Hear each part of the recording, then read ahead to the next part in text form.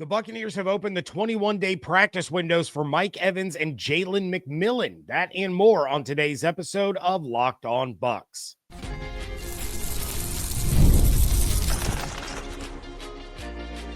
You are Locked On Buccaneers, your daily Tampa Bay Buccaneers podcast.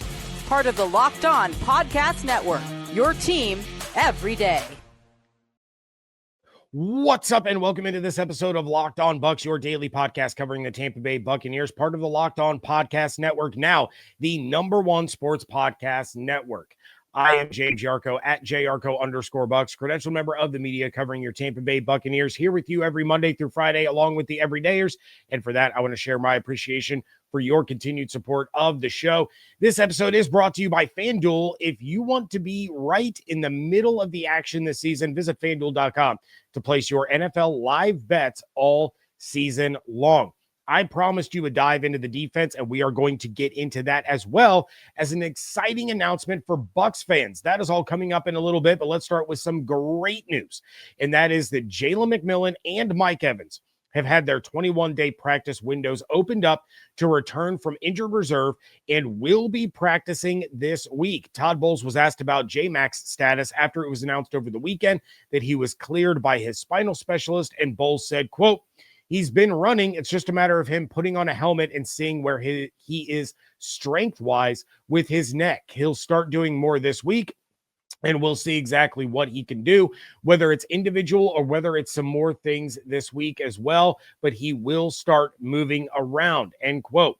When asked about Evans returning to practice this week, along with Jalen McMillan, Bowles said, quote, "That's a possibility as well." Well, now we know that the 21-day practice window has been opened, and both of the guys will be practicing. This is huge for the Bucs. Now, caution here. I don't want you to go and get your hopes up that either will play this week against the Saints. I just don't see that happening. With McMillan, there's probably going to be a longer ramp-up period than with Mike. McMillan is not only going to have to get back into football shape after being out since August, but as Bowles pointed out, he has to get that neck strength up.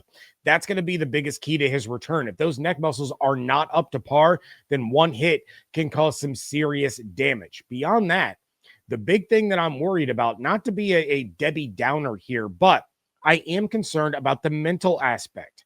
That was a terrifying play and a terrifying injury, and it's going to be human nature for him to change the way that he plays or to constantly have that in the back of his mind, and that in turn will affect the way he approaches the game, whether consciously or subconsciously. I know that I've used this example before, and it's not apples to apples, but it is, me witnessing firsthand what an injury can do to the mental state of an athlete.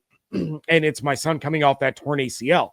He didn't realize it, but when he returned to the ice, he was favoring that right leg where he had his ACL surgery, and it started causing pain in his left leg and his hip because his brain was so aware of that reconstructed knee that he was subconsciously changing the way that he moved on the ice. He was able to correct it, but it was something that he was doing without even realizing he was doing it. You could also look to a different professional sport, because another moment that comes to mind for me is, I was, when I watched baseball, it's been a long time since I've done that, I was always a big Boston Red Sox fan. And I remember when they got Matt Clement, he was dominating on the mound until he had a ball come screaming back at him one game and hit him in the head. He bled quite a bit and missed some time, but then he was never the same pitcher again after that. And he was obsolete within a couple of years. His entire pitching motion changed because of him being afraid of another hit coming back at him, and it took away his most dominant stuff. That's going to be the big hurdle for J-Mac to overcome. Is he not going to jump for those passes that are a little too high because he remembers being flipped upside down and dropping onto his head? Is he going to drop passes because he's afraid of getting hit? Is it going to affect his ability to make contested catches? These are all mental hurdles that he's going to have to overcome, and it will take some time. So once McMillan returns to the field, he may not be the same guy that we remember over that ridiculous stretch at the end of 2024. You remember with Chris Godwin, after he got his ACL, MCL, PCL, BCL, CCL, everything in his knee shredded, it took him almost an entire season to get back to form. So that is something that I want you to be weary of. I want you to kind of pay attention to, because it may be not until next year before Jalen McMillan really returns to the kind of receiver that he was as a rookie.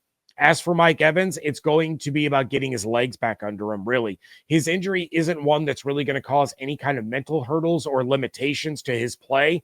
Maybe he doesn't lay out for a football, but he didn't always lay out for a football to begin with. So, getting him back, it's going to do a couple of things. Number one, it's going to give Baker one of the best red zone targets in the league back into his offense. Number two, it's going to open things up for Godwin and Ibuka. You all know that I love Ibuka, but he has struggled a bit being the top guy out there. I think he's going to eventually grow into that role, but it might have been a little too much, a little too fast for what he was expected to do when he came in this season.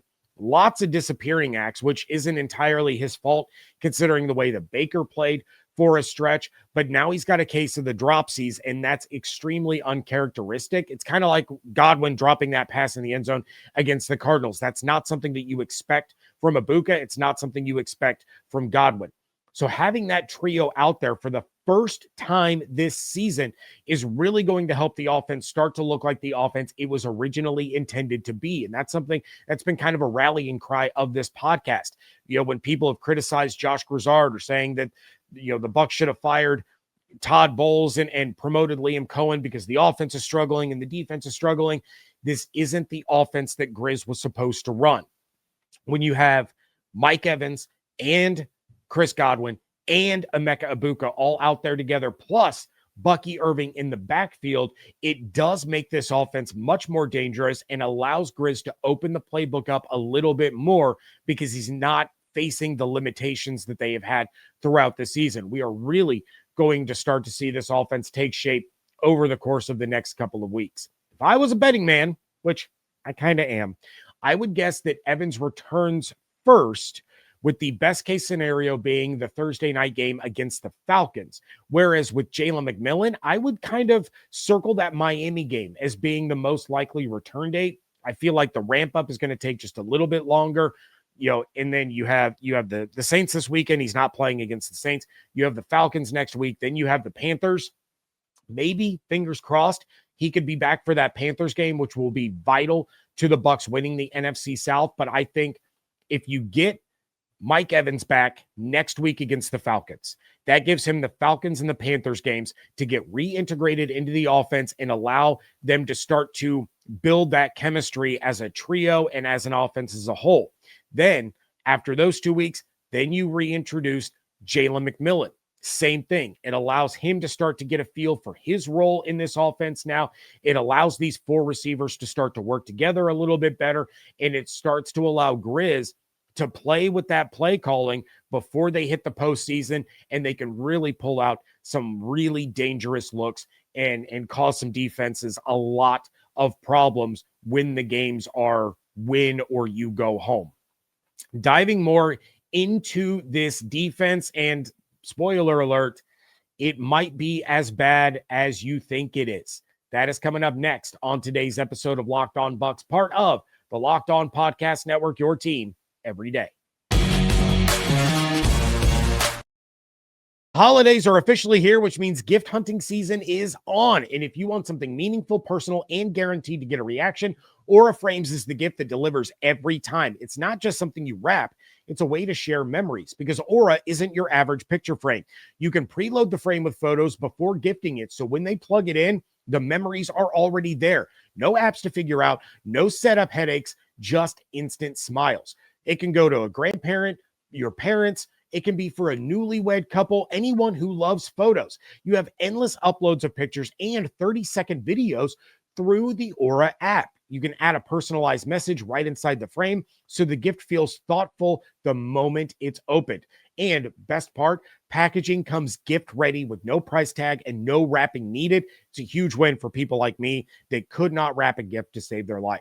For a limited time, save on the perfect gift by visiting auraframes.com to get $35 off Aura's best-selling Carver mat frames, named #1 by Wirecutter, by using promo code LOCKEDON at checkout.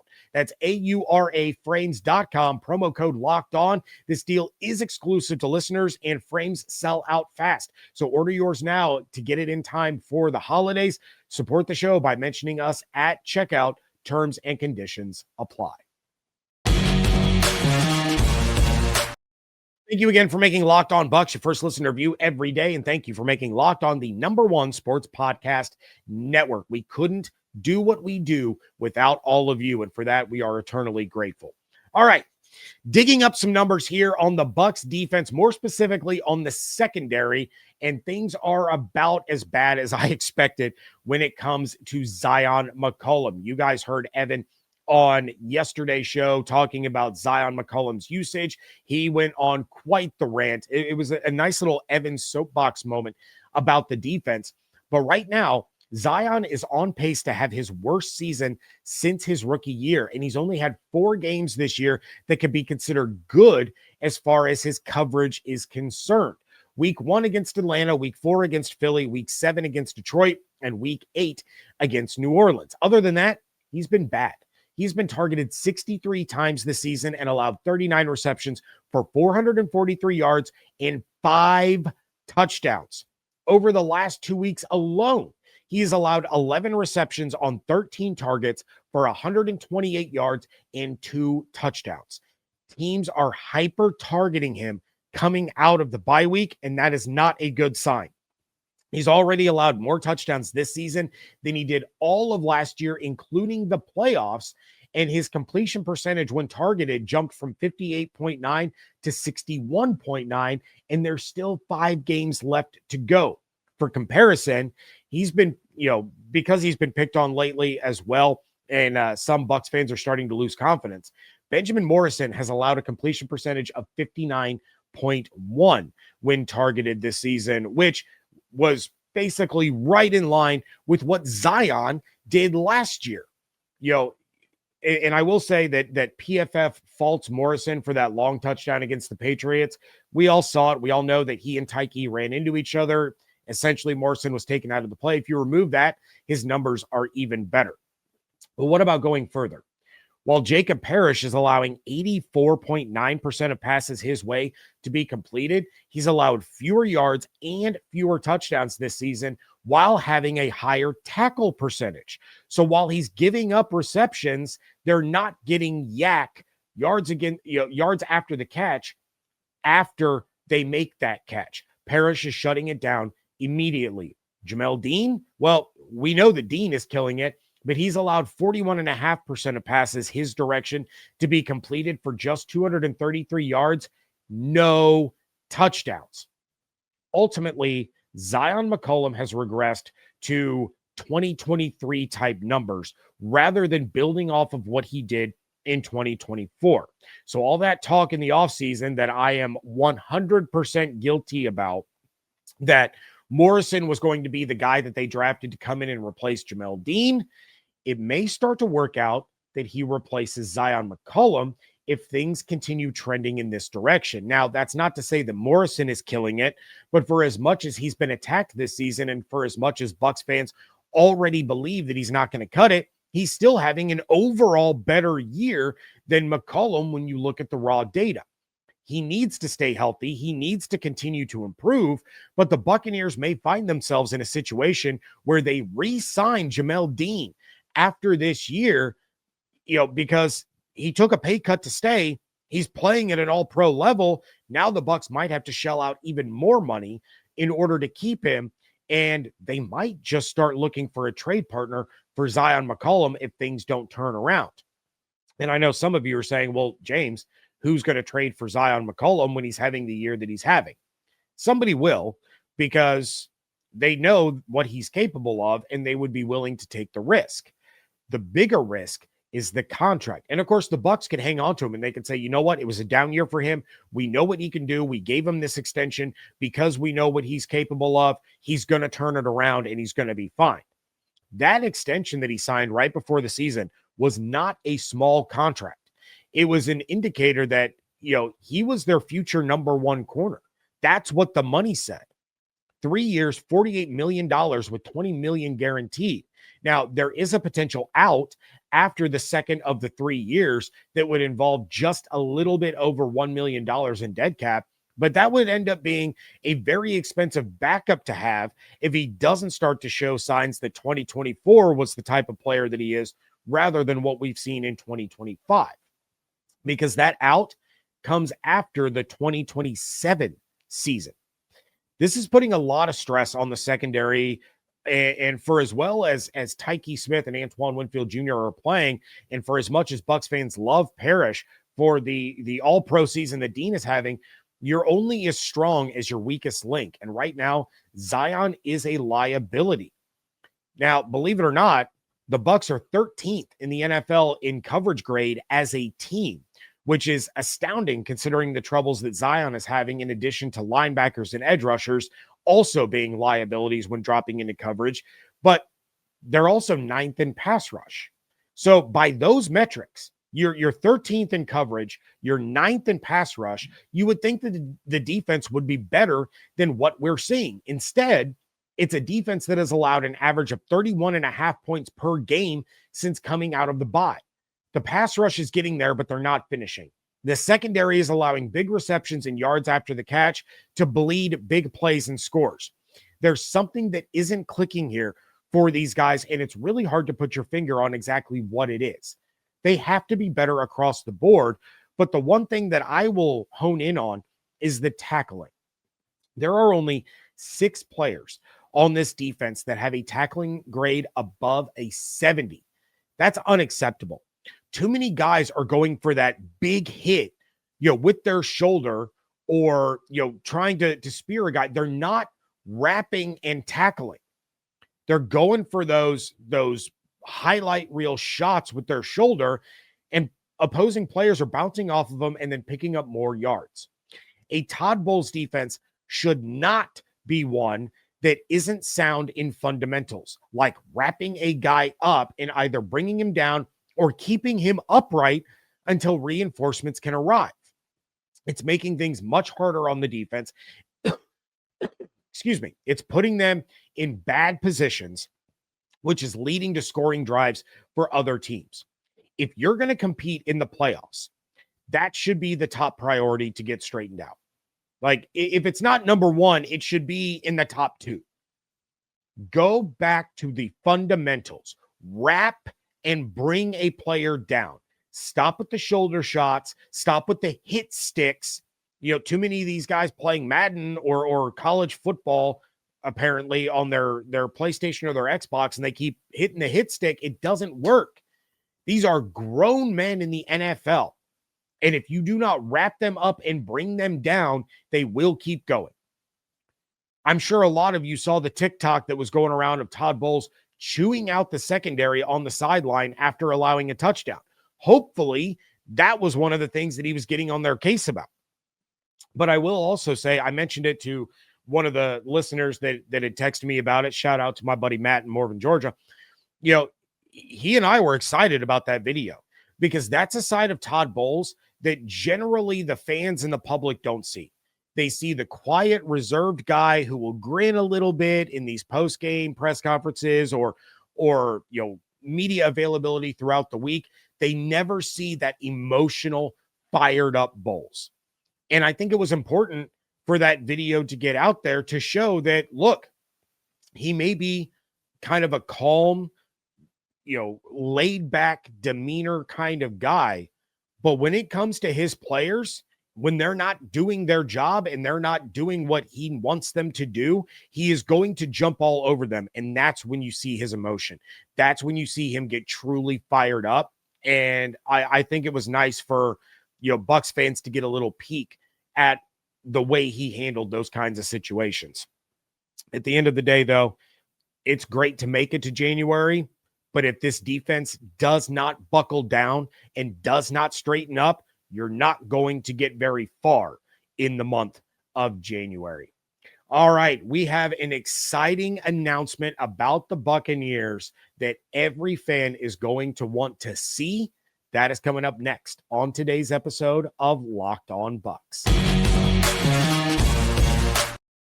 NFL Sundays move fast, one big play, and suddenly everything feels different.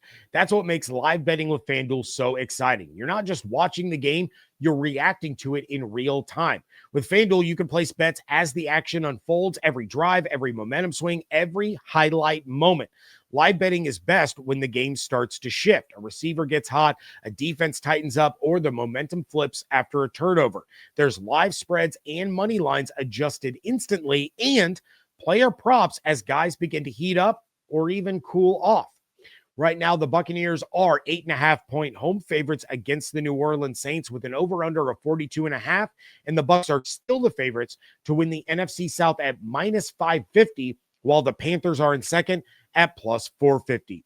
So if you want to be right in the middle of the action this season, visit FanDuel.com and place your NFL live bets all season long. FanDuel, the game moves fast, and so can you. Wrapping things up here on today's episode of Locked On Bucs, and it was announced Wednesday morning that Amazon Prime will launch Raise the Flags, 50 Years of Buccaneers Football. That is going to be a 10-part series chronicling the 50-year history of the Buccaneers. That launch coincides with the Bucs' Thursday night game against the Atlanta Falcons. So you are going to get an entire day absolutely filled with the Buccaneers if you're the kind of person that I am and would binge the entire series in one sitting. Now, I personally may not be able to binge it on Thursday when it drops, but with the Bucs playing on Thursday, I may spend my entire Sunday watching it with like Red Zone on another TV to kind of follow along in the action. But I am so excited to dive into this. In a statement released by the Bucs, co-owner Ed Glazer said, quote, "Raise the Flags is a celebration of the people, the perseverance, and the passion that built this franchise over the past 50 years. We wanted to create an honest and comprehensive look at our journey from the earliest challenges to the unforgettable championship moments, and to honor everyone who has shaped the Buccaneers franchise into what it is today. This series celebrates that rich history in a way that has never been done before," end quote. Now, this docu-series is directed by Trent Cooper. He is an 8-time Emmy Award winner, most notably for the inaugural season of All or Nothing that was on Amazon Prime. It followed the Arizona Cardinals. That's where a lot of us fell in love with Bruce Arians and his style and approach to coaching. But that was the first time that an NFL team had ever been followed for an entire season.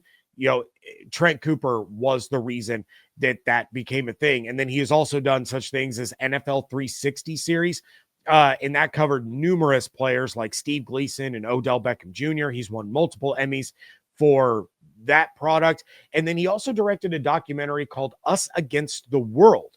And it's the story of Cordia High School in Kentucky. After they hired a black head coach for their basketball team, and then he started winning games, it fueled a lot of racial tension in a small rural town in Kentucky. Absolutely fascinating to watch. Cooper said in that joint statement with the Buccaneers, quote, "I grew up in the Tampa Bay area and have loved the Bucs my entire life, but storytelling is my job, and this story has it all: grit, heartbreak, community, unforgettable characters, and more. The best part of this project for me has been going deep into the rise of this franchise and uncovering stories even lifelong fans never knew," end quote. To make this documentary, Cooper conducted over 100 interviews with current and former players, coaches, executives, staff, media personalities, and more. There's also a ton of archive footage spanning the history of the Buccaneers from their terrible start to their 2 Super Bowl wins to current day. This, to me, is a really big deal because the Bucs never get things like this. There's Hard Knocks, which the Bucs were on once. You know, that was back during Dirk Cutter. We saw Roberto Aguayo get cut from the team after the first preseason game. I was in attendance for that one, and I remember distinctly the Bucs scored a touchdown, and my parents were with me, and my son Beckett. And my mom looks over to Beckett and she goes, okay, do you want to go get a pretzel or popcorn or something at the concession stand? And my dad goes, well, they still have to kick the extra point. And my mom goes, well, it's the extra point. What does that matter? They always make it. And I said, not with a Roberto Aguayo. That's always an adventure. And he missed the extra point. So that moment always sticks out in my mind from Hard Knocks, because I was like, oh, I was at the game that cost him his job. But back to the main point here, documentaries, docu-series like this one are always about teams like the Packers, the Cowboys, the Patriots, the Celtics, the Bulls, the Yankees, the Red Sox, Ohio State, Duke basketball, those kinds of like big market teams, massive fan bases, not the Bucs, not the team that invented losing. We got a taste of that level of attention and interest during the Brady era, but this isn't something I would have ever imagined the Bucs being the topic of. And I find that, that's really notable.